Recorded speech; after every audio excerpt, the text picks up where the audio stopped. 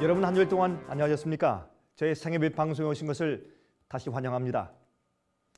성경에서 예수님을 부르는 호칭들이 여러 가지가 있죠. 구세주, 그리스도, 또 하나님의 아들, 인자, 참된 증인 등등 여러 가지 예수님을 부르는 호칭들이 있습니다. 그런데 그 중에서 가장 중요한 호칭이라고 볼 수 있는 것이 무엇입니까? 침례 요한이 예수님을 소개할 때 그렇게 불렀죠. 세상 죄를 지고 가는 하나님의 어린 양이라고 불렀습니다. 왜 그렇게 불렀을까요? 예수 그리스도를 그렇게 부르고 있는 이유는 성경에 나오는 성소 제도에서만 그 이유와 근원을 발견하게 되는 것입니다. 여러분들은 알고 계십니까? 하나님께서 인류를 어떻게 구원하시고 우리의 죄를 어떻게 용서하시고 처리하시는지를 설명해 주는 유일한 청사진은 성소 제도라는 사실을 말입니다. 하나님께서 인간을 구원하시는 일은 우리가 과거에 지은 죄를 용서해 주시고 또한 현재 우리를 얽어매고 있는 죄들을 처리해 주심으로 이루어지는 것입니다. 구원은 우리의 죄를 해결해 주시는 일입니다. 구원은 그저 우리의 죄를 용서하고 그저 과거의 죄의 기록을 씻어주는 것만으로 끝나는 것이 아니라 여러분과 제 마음속에 있는 죄의 문제를 해결해 주시는 일을 하는 것이 구원의 문제입니다. 하나님께서 우리들의 죄의 문제를 어떻게 해결해 주시는가를 설명해 주시기 위해서 주신 것이 바로 성소 제도입니다. 여러분, 용서를 받기 위해서 우리가 어떻게 하는 것인가? 또 우리가 죄의 습관들과 죄의 힘에서 어떻게 벗어나고 그것을 어떻게 해결할 수 있을까? 라는 실제적인 구원의 문제를 우리에게 가르쳐 주고 있습니다. 그것을 실물 교훈으로 가르치시고 보여주신 것이 성소 제도라 그 말입니다. 여러분, 침례 요한이 세상 죄를 지고 가는 하나님의 어린 양이라고 한 말은 성소 제도에서만 우리가 이해할 수가 있는 것입니다. 어린 양은 성소뜰에서 속죄제 때 드리는 희생 제물이죠. 여러분, 세상 죄를 지고 가는 하나님의 어린 양 그랬습니다. 여러분, 죄를 지고 간다고 표현했습니다. 다시 말씀드려서 우리의 구원은 하나님께서 우리들의 죄의 문제를 어떻게 지고 가셔서 어떻게 해결해 주시는가, 우리 죄를 용서해 주시고 씻어 주실 뿐만 아니라 그래서 우리를 거듭나게 하시고 주님과 관계를 회복시키실 뿐만 아니라 현재 나를 자꾸 끌고 가고 있는 죄의 파워와 힘에서 우리를 어떻게 건져 주실런지, 우리가 어떻게 그것들에서 이길 수 있는 것인지, 그래서 하나님께로 온전히 나갈 수 있는 것인지를 알게 하시는 그것이 성소 제도입니다. 그것이 바로 구원입니다. 인간에게 구원이 필요하게 된 것은 죄를 범했기 때문이죠. 하나님의 법을 어겼기 때문입니다. 그래서 하나님의 법과 말씀에 순종하는 사람들로 다시 만들어줘야 합니다. 그렇죠? 우리가 용서받은 다음에 똑같은 죄를 계속해서 반복하고 계속 그렇게 산다면 우리를 용서해 주시는 의미가 어디에 있겠습니까, 여러분? 그런데 그 일을 어떻게 하시는지, 다시 말해서 하나님께서 어떻게 인간을 구원하시는지를 보여주는 청사진이 바로 성소라 그 말입니다. 여러분들이 성소 제도의 그 목적을 쉽게 이해할 수 있도록 도와드리기 위해서 한 가지 예화를 좀 말씀을 드릴까요? 몇 년 전에 저희 집 앞들에 배추를 심었습니다. 그의 가을에 참 그 배추가 말이죠, 아주 탐스럽게 잘 자랐습니다. 제가 생각하기를 올해는 참 김치를 많이 담아서 잘 먹겠다 생각을 했고, 또한 겨울에 먹는 배추국 맛은 정말 일품이죠. 그렇죠? 그런데 하루는 제가 제 아내와 함께 밭에 배추를 바라보고 있었습니다. 그러다가 제가 좀 제의했죠. 여보, 좀 오늘 아니요, 제 집사람이 저한테 제의를 했습니다. 여보, 우리 오늘 좀 이 저녁 때 우리 추수합시다. 다 걷어드립시다. 그때 제가 말했습니다. 내가 너무 피곤하니까 내일 합시다. 좀 푹 자고 아침에 일어나서 내일 합시다. 그런데 그 다음날 아침에 일어났는데 제가 깜짝 놀랐습니다. 밭에 나가보니까 갑자기 바로 지난밤에 된 소리가 갑자기 왔어요. 그만 배추들이 다 얼어붙어 있었습니다. 꽁꽁 얼었어요. 제가 크게 실망을 했습니다. 아, 참 아내의 말을 듣고 어젯밤에 투수를 했어야 될 텐데 하고 후회를 했습니다. 그런데 해가 떠오르자마자 말이에요. 제가 눈으로 보고 있는 그 제 눈앞에서 이 배추들이 다 시들시들 녹아내리는 것이 아닙니까? 바로 어제까지 그 태양은 생명력과 활력의 원천이었습니다. 그러는 것이 이제는 그 똑같은 태양이 올라왔는데 오히려 그 태양이 배추들에게 죽음과 파멸을 가져오는 대상이 되어버린 것입니다. 왜 그럴까요? 간밤사이에 내린 된서리가 배추의 본성을 갑자기 변화시켰기 때문에 그런 것입니다. 더 이상 태양이 좋은 것이 아닌 입장이 되어버린 것입니다. 여러분 마찬가지입니다. 인간은 현재 하나님 앞에서 기쁨이 충만하여서 영원히 살 수 있도록 창조된 것입니다. 여러분과 저는 하나님을 전혀 두려워하지 않은 상태에서 영원히 살 수 있도록 우리가 창조되었습니다. 그런데 여러분 인간이 범죄하자마자 그 본성이 바뀌게 되었습니다. 하나님의 영광의 빛 앞에서 살 수 없게 되어버렸습니다. 이제 주님의 영광의 광채 앞에 서면 우리가 타서 죽는 것입니다. 죄는 주 앞에서 견딜 수가 없어요. 죄는 하나님과 함께 거할 수가 없습니다. 악은 주님의 그 영광의 의의 광채 속에서 패고져서 없어지는 것입니다.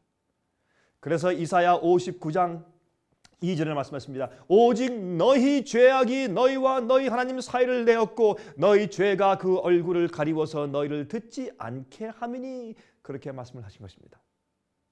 그러므로 하나님께서 인간을 구원하여 다시 하늘에 들여오시기 위해서는 죄의 문제를 해결해 줘야 하는 것입니다. 여러분 죄의 문제가 어디 있습니까? 우리의 팔에 있습니까? 발에 있습니까? 어디에 있습니까? 우리의 마음 속에 있는 것입니다. 원래 아담과 해와는 말이죠. 하나님의 영광의 광채를 기뻐하는 존재였습니다. 그러나 범죄한 후에 어떻게 했습니까? 하나님께서 예수님께서 그들을 찾아오시자 어떻게 했습니까? 아담아 아담아 하실 때 그들이 도망갔다고 했습니다. 더 이상 그 하나님의 앞에서 살지 못하게 되었다 그 말입니다. 여러분 하나님의 영광은 말이죠. 인간을 오히려 죽이는 것이 되었어요. 원래 하나님의 광채의 빛은 우리 인간을 살리고 행복하게 만드는 아름다운 그런 생명의 빛이었는데 이제 범죄한 인간들은 주님 앞에서 떨고 도망가게 되었어요. 그러므로 우리의 구원은 궁극적으로 하나님의 그 영광의 광채 앞에서 다시 영원히 살 수 있게 되는 것이 궁극적인 구원이 아니겠습니까? 십자가에서 돌아가신 후 왜 인류들을 다 데리고 하늘에 가시지 않았습니까? 여러분 죄의 문제를 해결해 주는데 단계가 있기 때문에 그렇습니다. 그곳에 인간의 협력이 필요한 것입니다. 그래서 다른 방법으로 분리되어 있는 인간들과 함께 거하시며 구원의 도리를 가르쳐 주시기 위해서 무엇을 지으라고 하셨습니까? 성소를 지으라고 하신 것입니다. 여러분 출애굽기 25장 8절과 22절을 읽어드리겠습니다. 이렇게 말씀되어 있습니다. 출애굽기 25장입니다. 25장 8절과 22절은 이렇게 말씀하겠습니다. 내가 그들 중에 거할 성소를 그들을 시켜 나를 위하여 짓되 거기서 내가 너희와 만나고 그랬습니다. 예수님께서 우리 인간들과 어디서 만난다고요? 상징적으로 성소 안에서 만나기 때문에 나를 위해서 성소를 지어달라 그렇게 하나님께서 모세에게 분부하셨습니다. 왜요? 하나님께서는 그 타락한 인간들 마음 가운데 거하실 수가 없어요. 그래서 예수님께서 그들 가운데 성소 안에 거룩한 빛으로 거하셔서 그들에게 보여주시기 위해서 하신 것입니다. 성소는 우리 인간들 사이에 다시 오셔서 거하시는 하나님을 보여주는 것입니다. 하나님의 영광의 광채인 셰키나가 그 성소의 끝인 지성소 안에 있지 않습니까? 그것은 주님의 임재 상징하죠. 여러분 셰키나라고 하는 그런 말은 히브리의 원어로 거한다. 거기에 이제 거한다, 있다 그런 뜻입니다. 하나님의 계명이 들어있는 법궤 위 그룹 천사 사이에 바로 거기에 셰키나 영광이 비쳤습니다. 그것을 시은좌라고 부르죠. 여러분 시은좌라는 것은 시은, 은혜를 베푸는 곳 그런 뜻입니다. 여러분 그곳에는 아무도 못 들어갑니다. 대제사장만 1년에 한 번씩 대속죄일 날 들어갔죠. 여러분 죄인들의 죄를 심판하여 없애버리기 위해서 지성소가 존재하는 것입니다.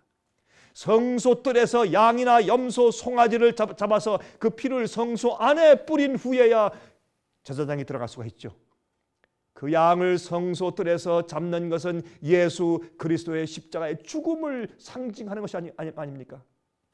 인류의 죄를 대신 지시고 들어가신 그리스도의 피의 공로로 용서함 받기 때문에 하나님의 영광 앞에서 그 앞으로 다시 나아갈 수 있는 그런 특권을 다시 얻게 되는 것입니다. 그것을 표상하는 것입니다. 그러므로 성소에 무엇이 있습니까? 성소뜰이 있고 성소가 있고 지성소가 있습니다. 우리가 주님 앞에 회복되어 가는 그 단계가 성소뜰이 있고 성소가 있고 또한 지성소가 있는 것처럼 예수님께서 이 땅에 오셔서 십자가에 돌아가시는 속죄 봉사가 있어야 되고, 두 번째 하늘에 올라가셔서 대제사장으로서 우리를 위해서 중보 기도하시는 사역이 있어야 되고, 나중에 심판하시고 우리를 회복시키는 사역이 다 있어야 우리가 완전히 회복되어서 하늘에 가는 것입니다. 여러분 성소에 있는 모든 기구들, 재료들, 색깔들은 다 예수 그리스도를 상징하는 것입니다. 예수께서 우리의 구원을 위해서 어떠한 일을 하셔서 죄인들과 하나님을 화목해 하시는지 가르치는 실물 교훈이 바로 성소입니다. 죄로 인해 하나님께 나아올 수 없는 인간들 속에 찾아오셔서 함께 지내시려고 하시고 우리와 함께 텐트를 치셨다 그 말입니다. 그 하나님을 나타내는 것입니다. 우리 가운데 장막을 치신 하나님 얼마나 감사합니까?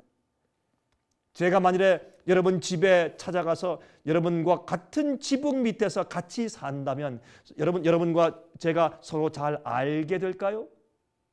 어떤 음식을 좋아하는지, 무엇을 싫어하는지, 화를 잘 내는지 인내하는지 여러분 정말 잘 알게 될까요? 그렇습니다. 마찬가지입니다. 죄로 인하여 하나님을 알지 못하는 인류들에게 하나님의 품성과 구원의 방법을 가르쳐 주시기 위해서 성소를 그들 사이에 만들라고 하셨습니다. 성소 되신 예수께서 이 땅에 오셔서 인간 속에 함께 사신 것입니다. 당신을 보여주시기 위해서, 구원의 도리를 가르쳐 주시기 위해서, 또한 실물 교훈을 통해서 주님께서 우리 속에 있는 죄를 어떻게 해결해 주시는지를 배우게 하기 위해서 성소를 만들게 하셨어요. 하나님께 나아갈 수 있는 유일한 길은 예수 그리스도입니다. 그래서 성소 전체 모든 것은 예수님에 대한 것을 다 표상했습니다. 색깔까지, 그 도구들까지. 세상 죄를 지고 가는 하나님의 어린 양을 보여주기 위해서 성소 제도가 있는 것입니다. 어떤 분들은 이렇게 질문을 합니다. 성소 제도는 이스라엘 백성들을 위한 것이 아닙니까? 유대인들을 위한 것이 아닙니까? 아닙니다. 여러분 성소 제도는 창세기 3장에서부터 등장하지 않습니까? 이스라엘 백성들이나 유대인들이 생겨나기 이전부터 존재했습니다. 여러분 창세기 3장에 어떤 말이 있습니까? 인간이 범죄한 후에 하나님을 피해서 도망가죠. 그때 하나님께서 아담을 부르시며 찾아오십니다. 그리고는 범죄한 인간에게 죽음을 선고하십니다. 할 수 없이. 왜냐하면 죄를 용납하면 결국 온 우주가 파괴하기 때문에 그렇습니다. 법칙을 어기는 것을 우주에 허락하면 전부 파괴되고 죽어요. 죄와 법을 어기는 것은 주님께서 받아들일 수가 없는 것입니다. 우주의 행복과 질서를 위해서. 그래서 죄를 당분간 주님께서 다 해결하시고 심판하실 때까지 이 지구에만 한정할 수 있도록 그렇게 한계를 두신 것입니다. 주님께서 찾아오셔서 아담과 해와에게 이제 죽을 수밖에 없는 것을 눈물 머금고 선고하셨습니다. 저주하지 않을 수가 없었습니다. 근데 사실은 인간을 저주하신 것이 아니라 어떻게 해요? 뱀을 저주했어요. 땅이 저주를 받았습니다. 사람을 저주하신 것이 아닙니다. 여러분 잘 읽어보시기 바랍니다. 땅이 가시와 엉겅퀴를 내기 시작했죠. 여러분 남자는 땅을 갈고 수고하며 땀을 흘려야 하고 여자는 해산하는 고통을 가져야 합니다. 그러나 이것들도 오히려 축복입니다. 타락을 오히려 막아주는 것이죠. 여러분 어머니의 해산의 고통도 부모와 자식 간의 사랑을 끈적끈적하게 자아내게 만들어주죠. 여러분 어머니들이 말이죠. 마치 소나 말처럼 쉽게 낳아버리면 지금 같은 뜨거운 그런 모성애가 없겠죠. 여러분 질문을 해보십시다. 그런데 언제 아담이 자기 아내의 이름을 해와라고 불렀습니까? 범죄하기 전입니까? 범죄한 후입니까? 범죄한 후죠. 그들이 곧 죽는다는 사형 선고를 받은 이후에 해와에게, 자기 아내에게 여보 이제 당신의 이름은 해와요 그렇게 지었어요. 해와의 뜻이 무슨 뜻입니까? 모든 산자의 어미라 그런 뜻입니다. 죽게 될 것이라는 그런 판단을 받았는데도 앞으로 우리가 살 것이다. 당신은 모든 산자의 어미야. 그렇게 이름을 불러주었습니다. 여러분 창세기 3장 20절과 21절에 이렇게 말씀했습니다. 창세기 3장입니다. 20절과 21절에 이렇게 말씀했어요. 아담이 그 아내를 하와라 이름하였으니 그는 모든 산자의 어미가 됨이더라. 여호와 하나님이 아담과 그 아내를 위하여 가죽옷을 지어 입히시니라. 가죽옷을 지어서 입혔습니다. 여러분 가죽옷을 만들기 위해서는 무엇이 필요합니까? 동물의 가죽들이 필요하죠. 동물들이 죽어야 합니다. 양을 죽여서 제사를 드려서 미래의 메시아를 다 설명해 주시고 성소 제도를 설명함으로 하나님께서 그들을 다시 구원해서 들여오시겠다는 그 사실을 그들에게 설명해 주신 다음에 그 다음에 주님께서 양을 죽여서 가죽을 벗겨서 옷을 해 입히신 것이지요. 여러분 이러한 하나님께서 죄의 문제 해결을 위해서 여러분을 지금도 부르고 계신 것입니다.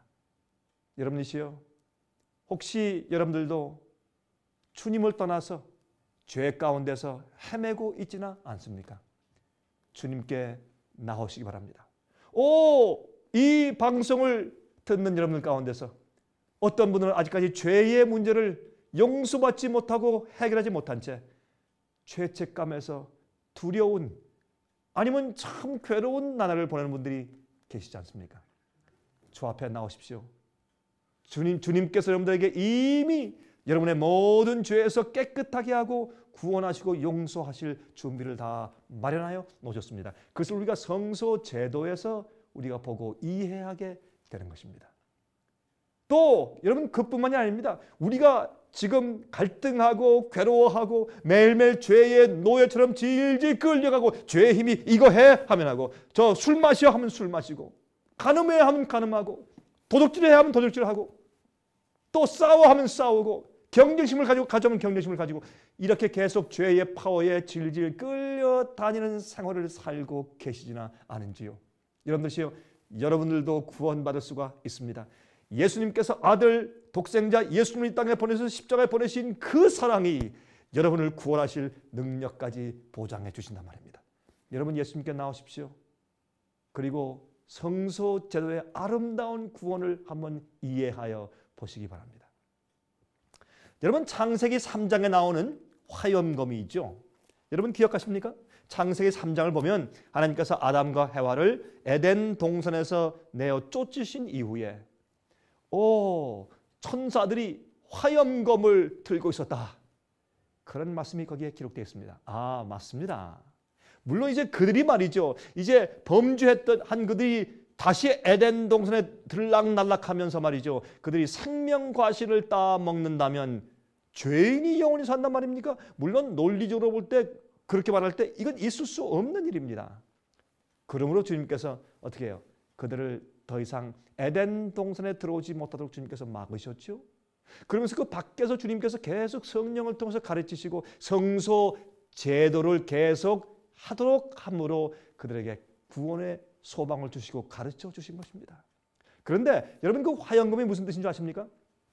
화염검은 사실은 말이죠.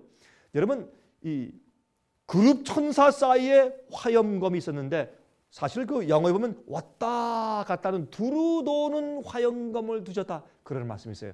그게 무슨 말일까요? 여러분이시여 지성소 안에 들어가면 법궤가 있죠. 법궤 위에 무엇이 있습니까? 법궤 위에 두 그룹 천사가 있습니다. 하나님께서는 항상 그 그룹 천사들 사이에 임재하시는 것입니다. 하나님께서 가실 때 거기에 그룹 천사들이 따라갑니다. 그룹 천사들이 있는 곳에 그 사이에 하나님께서 좌정해 계신 것입니다. 그러므로 혹시 그룹 천사 사이에 하나님의 임재가 나타나 있는 것을 상징한 것이 아닐까요? 모세가 계시 가운데 볼 때 어떻게 해요? 정말 화영은 불구스런 불타는 어떤 이 칼처럼 그런 존재가 왔다 갔다 하는 것을 보았을 때 참 이상하다. 그룹 천사 사이에 화염검이 두루 도는 왔다 갔다는 화염검이 있었다. 그렇게 혹시 표현한 것은 아닐까요? 여러분이시여, 이것은 이런 뜻일 수 있습니다. 하나님께서 이제 에덴 동산을 떠나는 아담과 해와를 보십니다. 범죄하고 나가는 그들의 뒷모습을 보시면서 얼마나 마음이 아프셨겠어요. 그 하나님께서 어떻게 말씀하시는 것입니까? 아담아 해와야, 영원히 가지 말아라. 내가 너희를 다시 이곳으로 회복해 올 수 있는 방법을 내가 마련해 두었다. 그것이 성소제도야. 내가 너희를 어떻게 용서해주고 어떻게 변화시키고 어떻게 이곳으로 회복시켜 올지를 너희뿐만 아니라 너희 자자 대손 너희의 후손들에 있는 진실한 백성을 내가 어떻게 회복시키고 죄에서 건져서 다시 이 에덴 동산으로 회복시켜 올지에 대해서 내가 모든 계획이 있고 너를 가르치겠다. 영원히 가지 말아라. 안절부절하시는 모습입니다. 여러분, 기차 정거장이나 아니면 비행장 같은 데 가서 볼 때 자녀를 멀리 떠나보내는 아버지와 어머니가 손을 흔들면서 얘들아, 엄마 아빠를 잊어버리지 말아라. 전화해, 편지 알았지? 하시는 그 부모님의 모습처럼 하나님께서 여러분을 기다리고 계시다 말입니다. 여러분에게도 소망이 있습니다. 여러분에게도 소망이 있습니다. 여러분, 성경 탕자의 비유를 보시죠. 탕자의 비유는 저는 읽을 때마다 제 마음 가운데 감동을 주는 것입니다. 여러분, 탕자의 비유는 우리에게 무엇을 가르쳐 줍니까? 탕자보다 사실은 사랑의 아버지의 비유입니다. 여러분, 이 탕자는 말이죠, 아버지 집에 있을 때 아버지의 말씀대로 사는 것이 싫었어요. 아버지의 잔소리가 싫었습니다.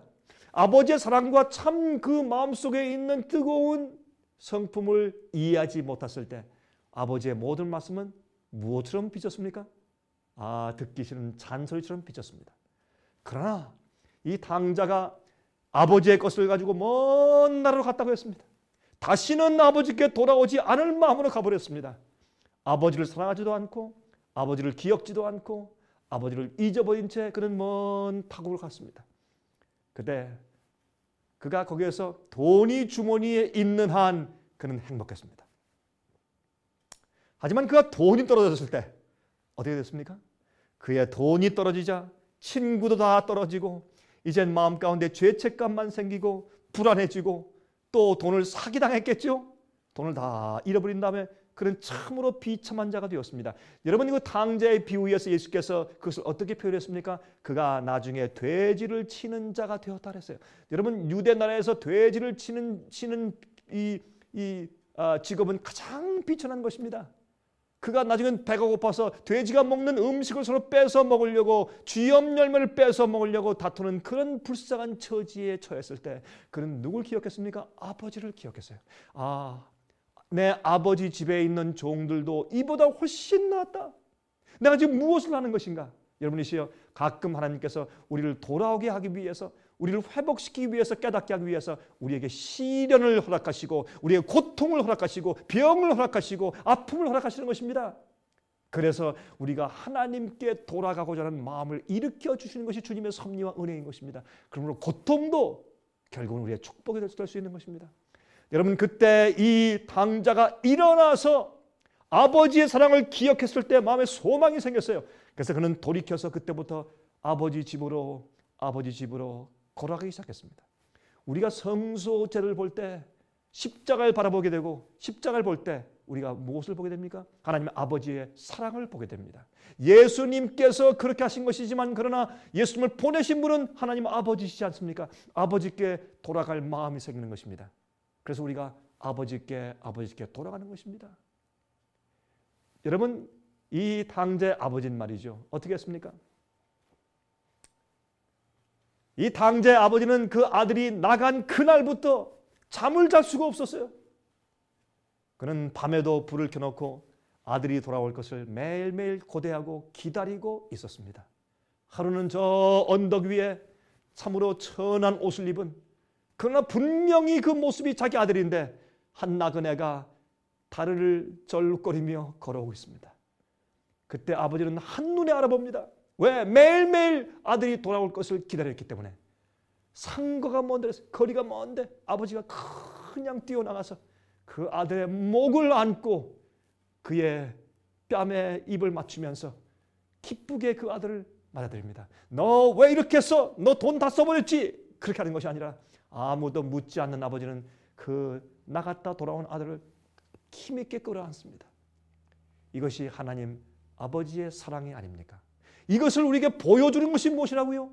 성소 제도라고요. 성소에 양을 데리고 가는 것은 무엇입니까? 어린 양이 예수님께서 우리 죄를 대신 지신 것을 믿고 아버지 앞에 나가는 것입니다. 성소를 향해서 나가는 것입니다. 그리고 양을 죽입니다. 우리 대신해서 죄를 지시고 돌아가신 예수님을 상징합니다. 그리고 고통당해 죽는 양을 보면서 내가 죄를 졌는데 죄 없는 양이 대신 죽는 것을 보면서 내 대신 돌아가시는 메시아 구세주 예수 그리스도를 이해하게 되는 것입니다. 이것이 성소 제도입니다. 성소 제도를 통해서 하나님께서 우리의 속에 있는 죄의 문제를 해결해 주셔서 우리를 회복시켜야 우리가 구원에 들어가고 영생에 들어가는 것입니다. 많은 사람들은 예수를 믿기만 하면, 내가 십자가를 믿기만 하면 내가 이미 구원 얻었어. 여러분, 우리 속에 회복되는 경험이 있어야 합니다. 죄의 파워에서 건짐받는, 구속받는 경험이 있어야 할 것입니다. 그것을 성소 제도가 잘 가르쳐 주고 있는 것입니다. 제가 이 중요한 문제를 제가 몇 번에 걸쳐서 여러분께 설명을 드리겠습니다. 다음 주 시간까지 안녕히 계시기 바랍니다.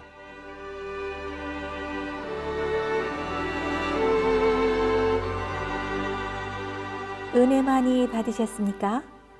오늘 들으신 방송 설교나 지나간 방송 설교들을 듣기 원하시는 분들은 신청해 주시기 바랍니다. 생애의 빛에서는 강병국 목사님의 예배 설교를 듣기 원하는 분들을 위하여 생애의 빛 예배 설교 DVD 및 CD를 나누어 드리고 있습니다. 이 생애의 빛 예배 설교는 간절한 마음으로 진리를 찾는 분들과 정직한 양심으로 말씀을 받아들이고 진실이 무엇인지를 생각하는 그리스도인들을 위한 말씀입니다. 주변 가족들이나 친지들 중에 말씀을 사모하고 순결한 신앙을 갖기 원하는 분들이 계시면 생애의 빛 예배 설교를 소개해 주시기 바랍니다. 진리의 말씀을 듣기 원하시는 분들의 가정으로 직접 배달되는 생애의 빛 예배 설교는 개인의 신앙 부흥이나 소규모 그룹 예배를 위하여 DVD와 CD로 제작되어 있습니다. 생애의 빛 예배 설교 DVD와 CD를 원하시는 분들은 1-877-704-1004번, 1-877-704-1004번으로 많이 신청해 주시기 바랍니다. 미국 동부 시간으로 월요일부터 금요일까지 9시에서 5시 사이에 전화해 주시기 바랍니다. 그럼 다음 방송 시간까지 안녕히 계십시오.